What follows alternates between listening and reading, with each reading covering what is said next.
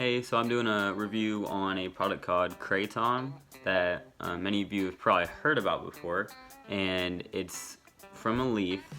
This is just the basics. It's from a leaf, and they grind it up into a powder. It's a green powder, like kind of like a matcha latte, but the taste is definitely not similar to a matcha latte. It's like sanitizer with a matcha latte, and it's definitely very bitter. But if you mix it with like orange juice or chocolate milk, that really helps. Me personally, I tried it with orange juice and it made it 100% better. Easy to drink. And you just mix like this is a half a teaspoon, but you should probably start out with just like maybe just 2 of these to get like a gram or gram to 2 grams. You should always start out with anything, just low, and just see how it affects you personally, because everything does affect people differently depending on your body and obviously your brain chemistry, and depending on the strand it can affect you differently. And it was my first time trying it last night, and the one I got is a green.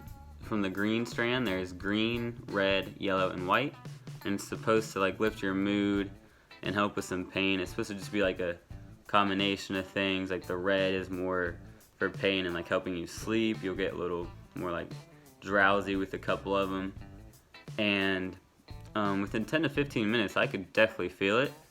And some of it could be in part of like a placebo effect, but with anything there's a placebo effect.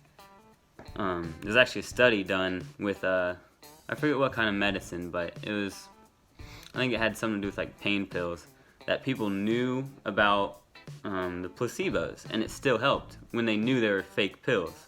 So it's crazy how your brain can work. But back to this. Within 10 to 15 minutes, I could definitely feel like I was in a way better mood. And I used to be super talkative in elementary. I had ADHD and ADD. I still do. And I would just be nonstop talking to everybody, which actually calmed down in like middle school and high school. It kind of switched for some reason. And that kind of brought that back out. It just kind of felt more natural, just how I used to be, just talking nonstop, just in a good mood. Kind of simulates like a head high. It's not necessarily like a high, it's just like people describe it as like euphoric. And it's definitely something to try, but it can be very addicting. So that's a warning to people with addictive personalities, which I myself do. I know I do have an addictive personality, but just don't like keep upping your doses. Just stick with a steady dose and only take it like once or twice a week. And even if it's wearing down a day, don't be like, oh, I'm just gonna redose. Don't take it multiple times in a day. That'll just start a bad habit and can get you addicted to it. And there's multiple cases of people getting addicted, and there's withdrawals to it. Obviously, because if you're addicted to something, most likely there's withdrawals. And if you know a YouTuber, the YouTuber's channel is called Psych Substances. He makes great videos, and he has a way more informational video about kratom, and then he has a newer video that's about him why he quit taking kratom, because he was getting addicted, and then he talks about the withdrawals. And he actually has some links to Reddit pages where it's like a community of people talking about their own addiction and withdrawals and how to help with that. So with taking anything, you got to be aware of the benefits and risks. So just always have that in mind. Do some research on your own. And also, I was just watching a Joe Rogan podcast.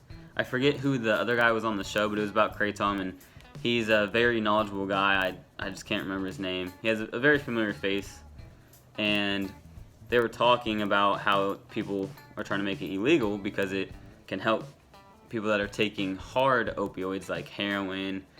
It can help them get off it. It helps with the withdrawal symptoms, and there's tons of people's stories with that too, of how it helped them get off more serious stuff. And then the kratom, yes, it does have withdrawals and it is addicting, but it's way lesser of the two. But sorry, a message popped up on my phone. But obviously, you know, that's why people are trying to ban it. But I mean, I believe it should be tested. I believe it should be regulated so it can be healthy. You don't want to, you know, be thinking you're taking, you know, kratom and it is a matcha latte.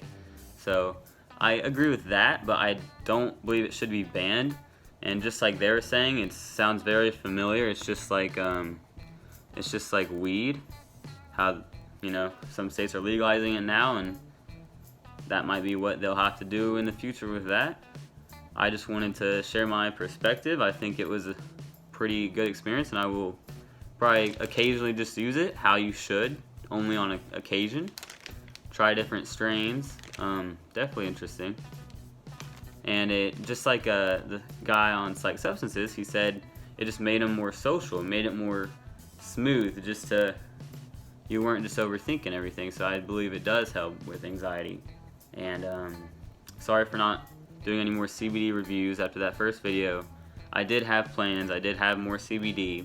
I actually filmed about one, but I had a nose surgery, and then I just fell out of my good habits with the CBD and stuff, and I just haven't been uploading. But I thought this was an experience I could share just for a quick video. Thanks for watching.